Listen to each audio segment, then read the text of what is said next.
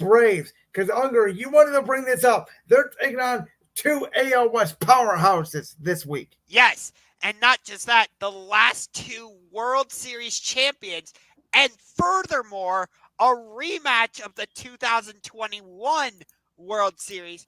Because if you remember, Atlanta defeated the Astros Yeah, they did. in six in 2021. So for the Braves to go from facing Houston in Houston to come home and play the 2023 World Series champion Rangers, that's a tough stretch for the Braves. And I think I just read they lost Ozzy Albies.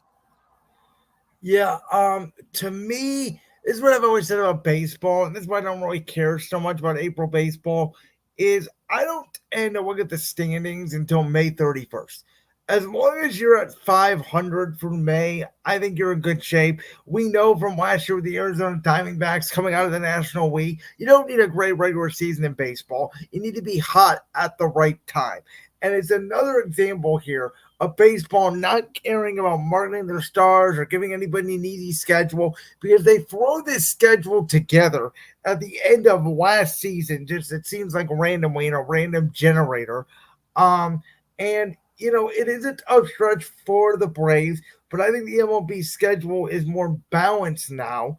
And I think that obviously they can make it up here down the line.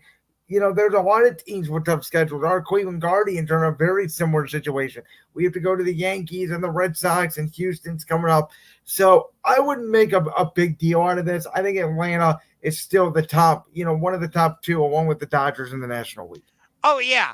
Um, but just the fact that you have to go from a World Series rematch to coming home and playing the defending champs, like that's a tough stretch. And I was right; they did lose Ozzy Albies after he got hit by a pitch. So I Yeah, again, it's a brutal stretch. I'm not denying that. All I'm saying here is that the good news for Atlanta is it's April baseball.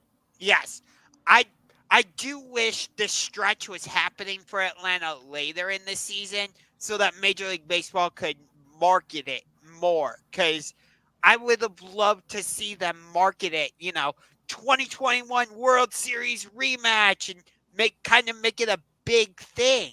You What's know marketing? Baseball doesn't know what that is. The that only thing the only thing baseball knows is the Yankees and Red Sox are on tonight. Let's throw it on Sunday Night Baseball because we're still stuck in the 50s. Does anybody that's does anybody watch Sunday Night Baseball anymore? That's another serious question. I'm gonna try and watch Sunday Night Baseball this coming Sunday, because it's the Rangers against the Braves. Although that's the same night as AEW Dynasty, so I'll probably be watching that instead. I think that your baseball team changes so much in April and September. Like, I'll turn on the Guardians game here and there, sixth, seventh inning, and watch the end of the game. But for people that watch all 162, all 9 innings, I commend you because the baseball season's way too long. Right. I try to just DVR like the big games and stuff. Like I'm planning on DVRing Rangers at Braves on Sunday and watching it while I'm on the treadmill. So We got to get to a more serious situation, that being the Shohei Ohtani betting scandal. A lot came out on Friday this week. One being that it sounded like the interpreter stole about $16 million from Shohei Ohtani. And the other big development here is that it sounds like Ohtani did not bet, or excuse me, his interpreter did not bet on baseball. Now, I had thoughts on this, but Josh had told me before the show that he had a little bit of a different take on this. So I'm going to let you have the floor here first. so I'm gonna be curious how Rob Manfred, the commissioner of Major League Baseball, handles this situation because, as you know, he's been put under the microscope multiple times since he took over for Bud Oh, Selig. he's the worst commissioner in sports by far. Right. And, people have criticized him for how he handled the cheating scandal with the Astros, myself included. There have been other situations where people have criticized him. So this is a big thing for Manfred. How does he handle this situation? Does he screw it up like he has with the others that I've mentioned?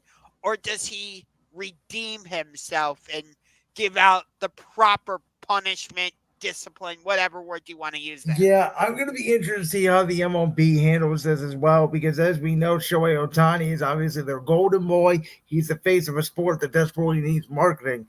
I may be sinister here, and it may be unfair, and you can say so in the comments or on Twitter or wherever. Say whatever you want. But I'm sorry.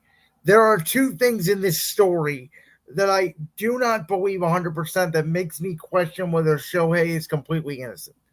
And I think it could be a big problem for Major League Baseball.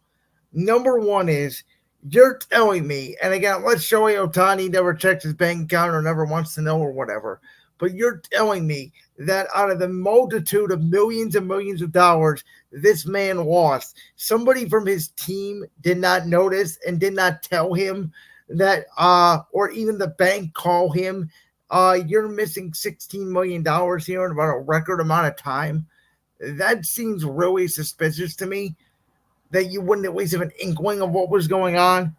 And the second part of the story that I'm sorry, I don't believe this guy bet, what was it, 18,000 bets or something like that in the course of 4 years, his former interpreter, and did not bet a single bet on Major League Baseball when this guy was reportedly by the feds, who, by the way, there was a very quick investigation by the feds, in my opinion. That's another reason why I think the whole story doesn't add up. The fact that he bet, on soccer that he didn't even know about, threw down thousands of dollars and brushed it off like, who cares? I lost. And thought, well, if I don't bet on Major League Baseball, everything will be okay. I'm sorry, that's not how gamblers work.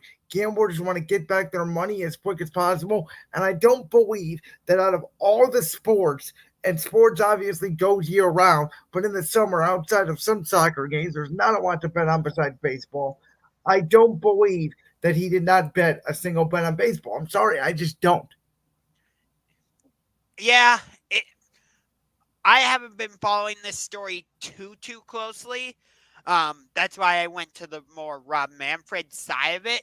But from what you're saying, yeah, it does not add up. Like, you are the interpreter for Major League Baseball's unicorn. Um, they're big fish in a small pond, whatever phrase you want to use there.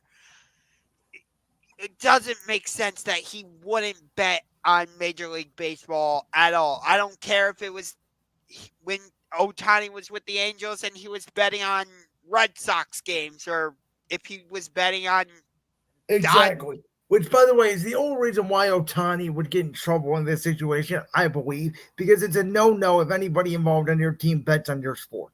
It Right. would eliminate the competitive fairness of the game. And if it comes out that that was the case, no matter what, Rob Manfred has to make the right decision and permanently ban Shohei Ohtani from baseball. Do And you think this whole situation is reminding people of what happened with Pete Rose and his situation? Or is it just unfortunately, yes, but it's magnified now because of social media and the era we're in.